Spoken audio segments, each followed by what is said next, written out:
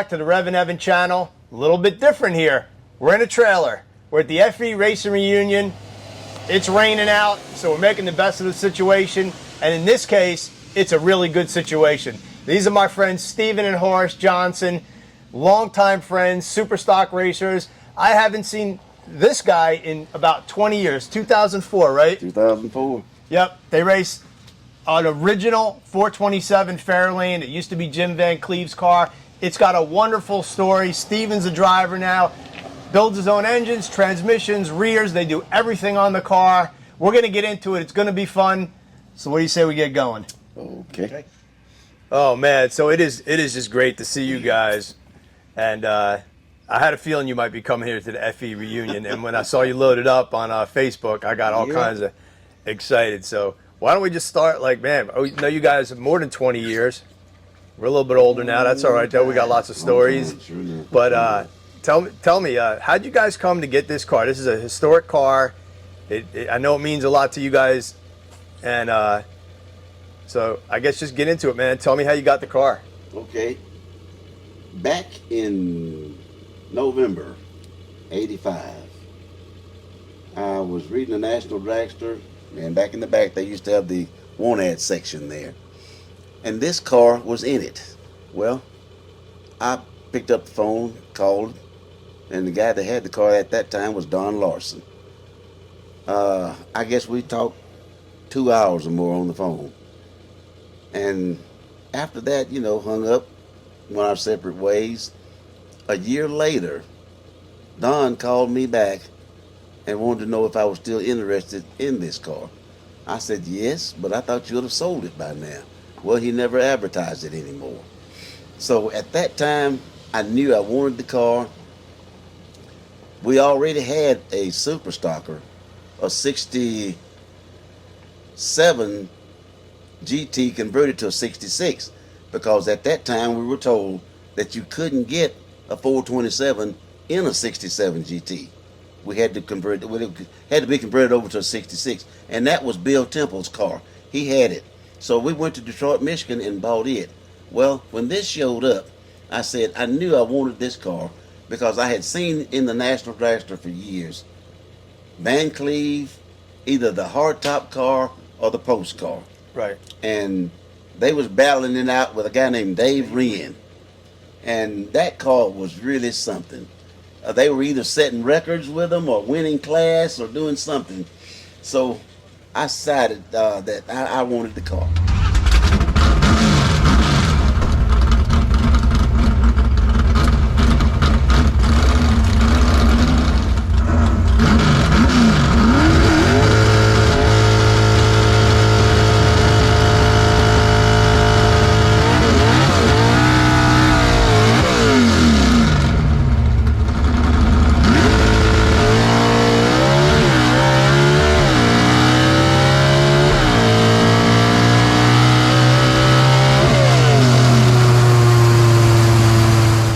Now get a load of this, Evan.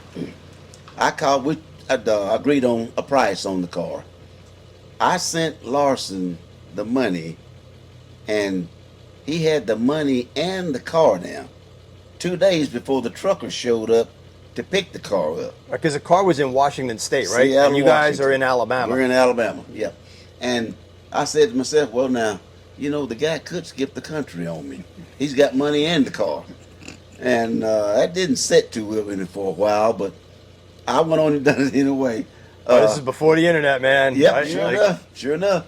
But I went and talked to a buddy of mine there at home, Maurice Weaver.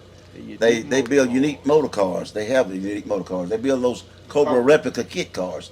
And I was talking to Maurice. I said, Maurice, I bought a car on the other end of the country. I said, how am I going to get this thing back to Alabama? And he said, call United Van Lines. I said, yeah, but they're furniture people. He said, yeah, but they got a freight section too. So I called him. The guy said, yes, they'll do it.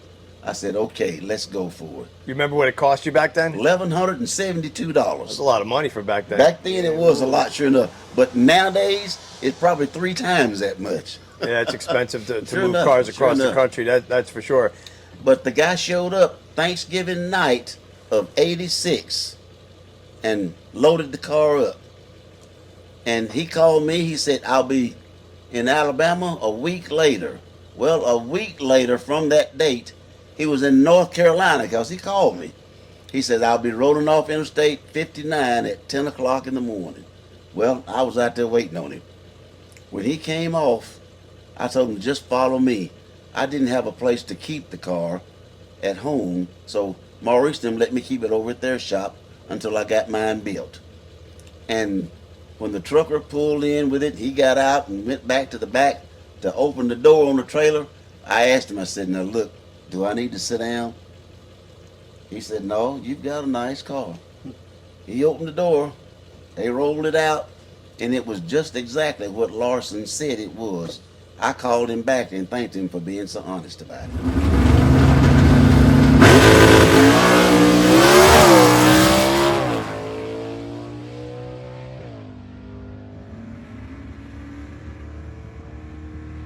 I did. That's awesome. But so how did you get your start in drag racing? When did you start drag racing? Now this is another story right here, Evan.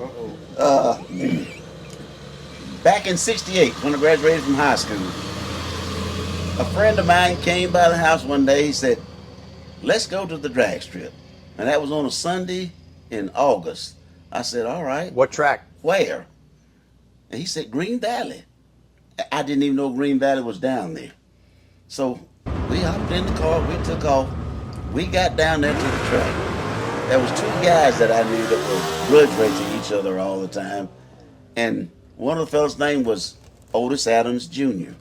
He had a red 55 Chevy, Adams Funeral Home on the side of it.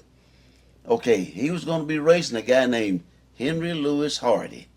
Well, it just so happened that down the hill, here comes Henry Louis in a dark blue 66 Ford Fairlane. All those pipes running from under the bottom of the car. Oh, yeah. I said, boy, I got to have one of those. I got hooked right then. That was it. That was it. That's all it took. That was it. And it's been that way ever since then. So what was your first car that you bought that you raced? The first one was like a brown 66 GT. And really, I didn't have the intentions of going as far as I have with this stuff. I wanted something that I could drive on the street, drive it to the track, take the mufflers off, put the slicks on the thing, make a couple of runs, come on home with it. Didn't work out that way. Didn't work out that way. For one thing, and I have to admit this, it takes a little more to make a Ford run. And back then, most of the stuff that was on the high performance market was for Chevrolets.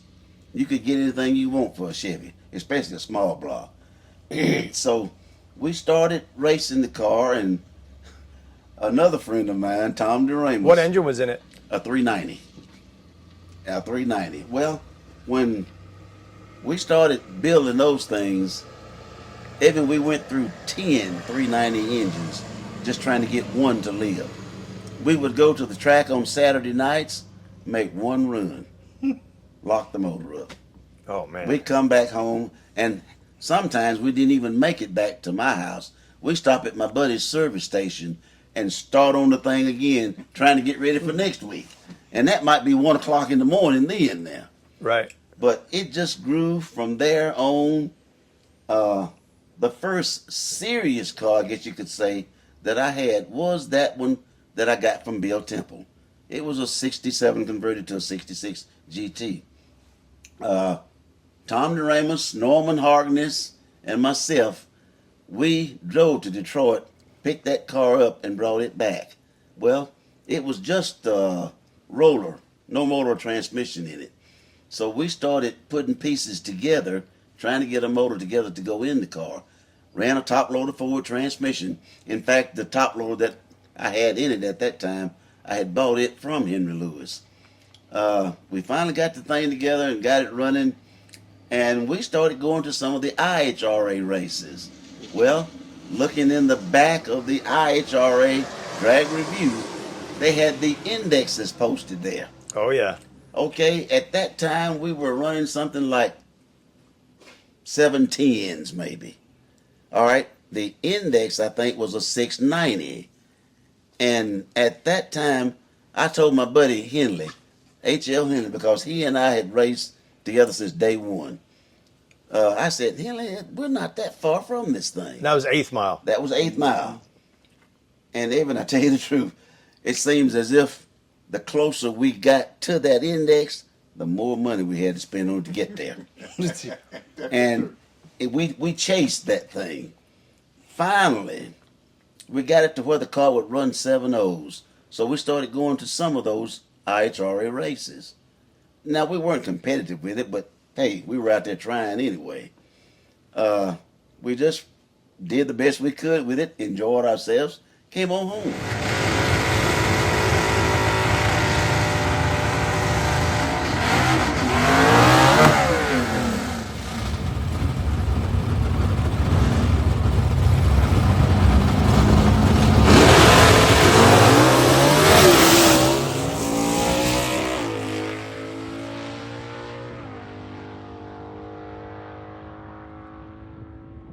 But after that, when I saw this article on this car, that's what got us going. We made the plans, got the car, got it back here, and it didn't have a motor or transmission in it either. Oh, you bought this as a I roller? bought this as a roller. Okay. We got it, we took the motor and transmission out of the old car, put it in this one. And this was a super stock D car. We ran E with the other one, so the index was lower. But the first time out with it, we went under the index in D, but that we couldn't run that quick with the other car. The other car was heavy. The thing weighed, I think, 3,600 pounds. Right. What? So, when you got this car, was this original 427 car? Well, really, we don't know. And we haven't found any serial numbers on this car yet. Okay. And it just so happens that, a month ago, some people were telling us to take that fender off that side, and that number was stamped on it over there. Well, we had to take the fender off because we replaced the door hinges on it. And in order to get to one of the bolts, you had to take the fender off the thing. So I said, well, now that we're in here, we can search for this number. No number. No number. But it does have an incredible racing history. It does have an incredible racing history. And there are some specialty parts on the car that I don't really want to mention, but they're there. We just decided that we would start out anew with this one. And so far, we've done good with it. Well, this was around, I'd have to say, maybe 2000. We went to Montgomery for a test session with the car. And I have to say now, I can hold one between the guardrails. I can go from A to B with it. But I've always had trouble with third gear. And if we could ever get the thing in third, I knew we were on a good run then. So that night at Montgomery, I went out and made a run with it, and true enough, I missed third gear again with it. And my buddy Henley was there, Norman was there with us, Steve and myself, and Henley said, let's put Steve in the car. I said, all right. So we started adjusting the seat belts, the harnesses, the seat itself, got it where he felt comfortable in the thing, and we go out and make a run with it. Well, that run, the first time the car was in the nines with him driving it. And Henley turned around and looked at me and said, you just lost your license. So he's been driving ever since. And what year was that? This was about 2000. 2000. Okay. And I kept saying that, hey, sis, now we've got this thing to run, I'd like to go to Indy. And Charles was saying, and this is another friend of mine, Charles Perkins. We had been talking about it for quite a while. Charles has been racing with you for a while. And Charles said, let's just go. He said, I always wanted to go. I said, well, then let's go. Let's just go. I said, Horace, if you've always wanted to go, let's just go. He said, well, we won't be competitive. So what? At least we can say we ran Indy. Indy's an experience, man. It is a different kind of race than anything else. And Evan, I worked at Goodyear in the Gadsden plant at that time. Charles was there then too. My son hadn't started working there yet. I had been talking about this for 6 months or more, I guess. And all the guys knew that I wanted to go to Indy. Well, believe it or not, the Did you the make that? morning before that I was going to get off from work, because we left on a Sunday night to go to Indy to be there Monday morning. Every engineering guy that I ran into said, go by and see Mama before you leave. Well, Mama was one of the GMM's nickname. Everybody there at the plant had a nickname anyway. They said, make sure you go by and see Mama before you leave. I said, okay, but I've been hearing that from everybody all night. So when I went up, took a shower, changed clothes, come back down, and I went around the engineering booth there in, what was that, Charles? Final Finish, right? Final Finish, yeah. Okay. Mama was there, and when I came up to him and started talking, I bet you there was at least 25 guys that came up and crowded around me. I said, uh-oh, I'm in trouble. But even the guys that worked that night had took up a donation for me. I'm trying not to get emotional about this, but the guys thought that much of me, That's amazing. and they knew that that wasn't an easy thing to do. But they took up a donation, and Evan, he handed me an envelope with it had $2,000. I really appreciate it. But we went on home. We got everything loaded up. Charles knew about it, but nobody said anything to me about it. And when we were on our way up to the track, Charles said that, if they hadn't have done that, he was going to pay the hotel expenses to stay up there for that week anyway. But we went. It just so happened that there was not another car in our class, Superstock D, but you had to run 5/10 under the index anyway to be able to get the class trophy.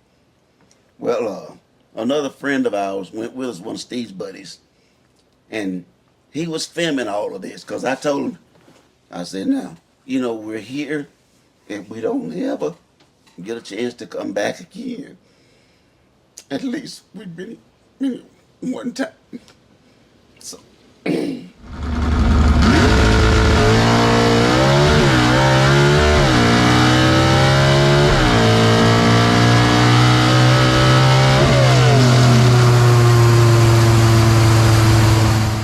That had to be the year I met you guys. That was the That year. was the year we met you. That was the year. So 2004. we knew. Yeah. Was that 04? That was 04. 2004. That was 04. 50th anniversary. 50th anniversary. 50th anniversary, yeah. Oh, I got the class trophy that year. Yeah.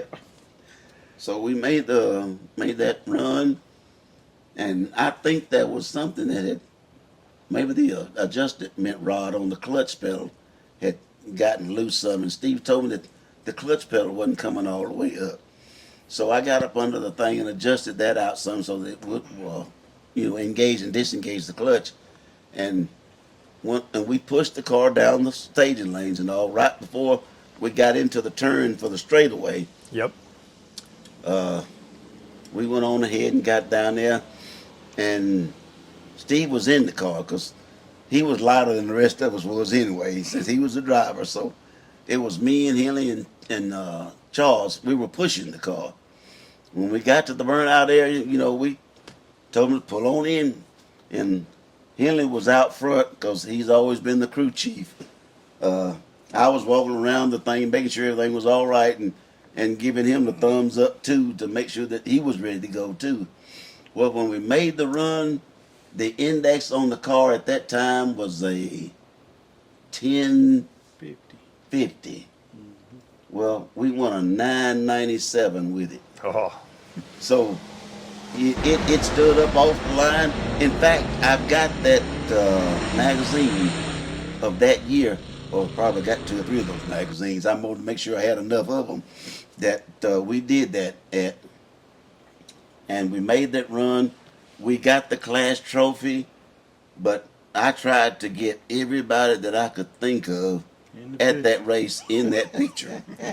Red LeBlanc is there, Ray Paquette's there, Vic Kroll and his wife, Sean LeBlanc. Sean LeBlanc.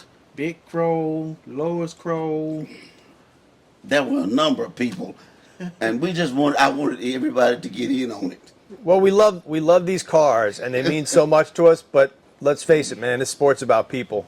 It's friendships, It it's is. people. It is. It's seeing you guys after 20 years and picking up like we never left off. And I mean, this is like I personally, like I lit up when I saw you. It means so much to me when I saw you here. I have to admit, there was one incident that we had where we went to Bristol, Tennessee. We had trouble with the truck going up there. It had a mist to it. And I said it snapped, crackled, and popped all the way up there. But when we got into Bristol, I said, let's go by an auto parts place. So we did. We bought everything that we thought might be wrong with that thing. I think we've all been there. Yeah. And I went out. That's when I was driving then. No. Yeah, that was this car. It was this car, but you were driving. Yeah, I you was were driving. You were Okay. Driving. Yeah. Well, backed into the water, heated the tires up, came out of it, Evan went onto the line with it, turned it up, and dropped the clutch on it. Bam! We broke the rear end on the thing right on the line. Fluid everywhere. Everywhere. I said, well, we've left our mark on this track now. Yep. So we said, we came on back, and I said, well, since, the car's broke, let's just try to work on this truck to make sure we can get back home. Because I was trying to figure out, I said, now, how are we going to get it back if we can't get the truck going? And hadn't come up with a good answer for it yet. Well, everybody was doing something different. Spark plug, coil wires, the coil itself, the distributor, and the guard on the gate, because we were parked close to it, heard us. And he said, have you guys got trouble? I said, yeah, we have. Because we had gotten the distributor out of it, taking it down to the reluctor under the bottom of the magnet and all. And we put the new one on. Well, Charles was working on that part of it. And he got it down there so far, and he hit it one time too many, Oh, and it shattered. Hey, what did you say, Charles? I don't want to say that on camera. Just say it was not a good word. Not a good. oh man. That's when the guard came over and asked us if we got trouble. I said, yeah, we need a distributor for a 460. Well, the guy said, I think my brother has one at his place, at his shop. So I jumped in the truck with him and drove back to the shop to get the thing. But somebody had already come and got it. So we called a couple of places, and nothing was hardly open on Saturday evening at that time. I think we might have gotten one distributor, but when we went to get the thing, it was for 351 Cleveland, so it wouldn't work.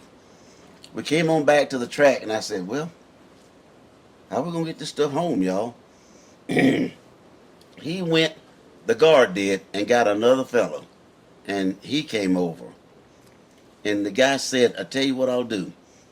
You all wait, let me see how far I go in eliminations, and I'll be back. He had a Maverick with a 460 in it that he was running super gas with. And the man came back, he had the distributor in his hand. He handed it to me. Took it out of his car. That's wild. Took it out of his car, handed me the distributor. I said, let me pay you for this. He said, no. He said, just send it back to me when you get home. And every one of us gave this man our phone numbers.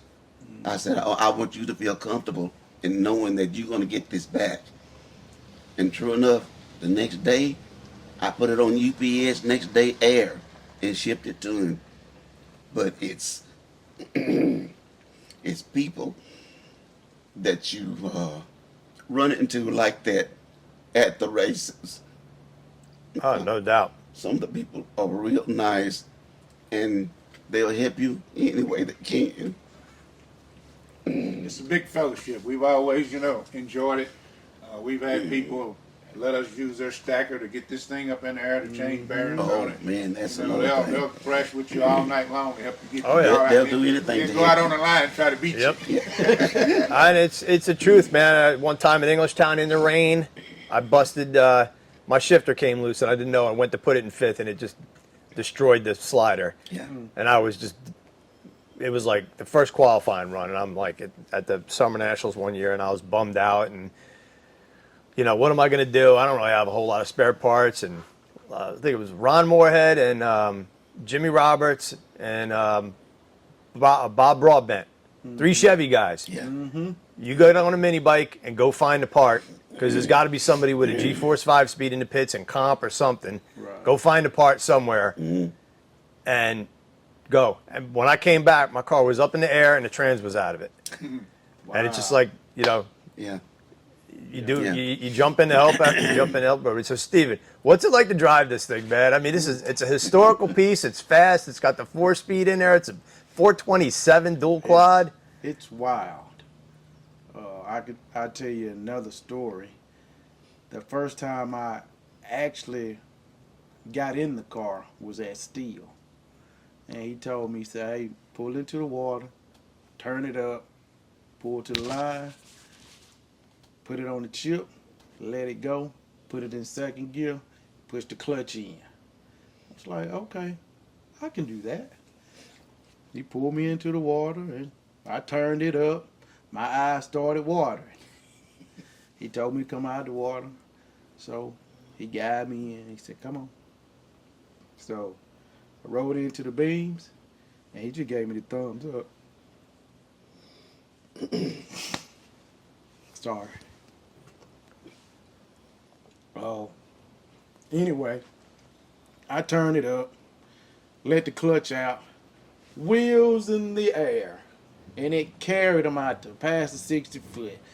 And for that split second, I thought you're supposed to pull it. So when 8,000 came up, I pulled in the second, and I pushed the clutch in, and I was like, oh, this is fun. My eyes watered all the way down the track. And I'm coasting, all the way down the track. And I make the return road. And I don't remember if I went to get the ET slip or not. It really didn't matter. Anyway, my eyes were still watering coming down the return road. I pull up to the trailer.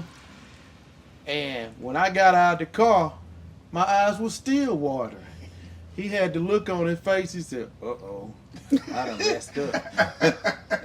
He knew right then that there were chances that I was going to really like it. Oh, he hired his own assassin. Yeah. So the second pass, he said, burn out, go to the starting line, put it on the chip, go to third gear.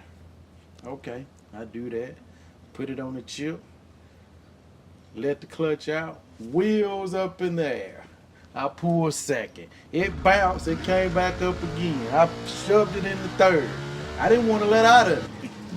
But he said, go to third gear. So I pushed the clutch in, I coasted.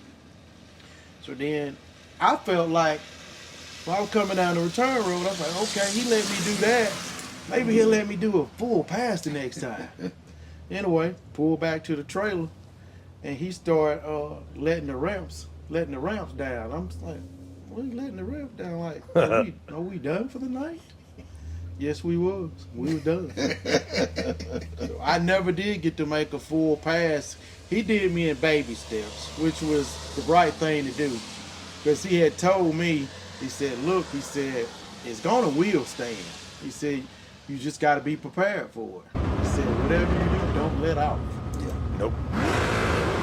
What's the quickest pass you've made in this thing? 919 at 146 miles an hour. Oof, that is cooking. Yeah. Almost in the 8s. Yeah, almost in the 8s. And I've been telling him, Cleve had the first 9-second super stocker. D? D. Okay. Got a 989 at that The time. 989. With this car. No. It was the hard top. Hard top. Okay, the hard top. 1981. 81. I think 1981. I don't remember what track. Anyway, I told him, I was like, I want to be the first 8-second Superstar D car. I said that would be cool for the same body car to be a 9-second and be an 8-second. Mm-hmm. But I know it's going to take probably a little bit more horsepower and some really good air. Yeah. Awesome. Well, I appreciate you guys' time. It's been a little rainy today, but a fun day. And I know your dad's got one more thing to tell us. I'm going to let him go. One thing, Evan, like I said, so far as the guys helping you do whatever needs to be done, they've done it. We went to Atlanta one year, and Steve made a run with it. Okay, the next time out, he made another run, and he came back, and I asked him, did you let out on it? He said, no, I stayed in it. I said, take the oil filter off this thing. Let's take a look at it. We cut it open, and we had metal in the thing. Mm-hmm. So I said, uh-oh, we've gotten the bearing. We were there in Atlanta. Charles was in Birmingham. Well, he had to come right by the shop to come to Atlanta because he was coming there anyway. I told him, I said, Charles, go by the shop, get us some more bearings, and bring them on with you. Mm-hmm. Well, he did that, and he got in there about maybe 1 o'clock in the morning or something. Dick Lux let us use his stacker trailer so that we could get the car up into the air, and we pulled the oil pan off the thing. So when Charles came in with the bearings, we went on and got the car down to his trailer, got it jacked up in the air. We went in there and we took that Cap off. take the rod cap off and say, this is the one right here now. I don't remember which one it was. I want to say number 2. But anyway, we had us a piece of emery cloth just about the width of the bearing. We went in there and slicked up the crank, put a new bearing in it, put the thing back together, put the oil pan and all on it, and got it down. Now, we didn't crank the car up there because Dick and his wife was in the trailer asleep. So we pushed it back up to where the truck was and waited till the next morning.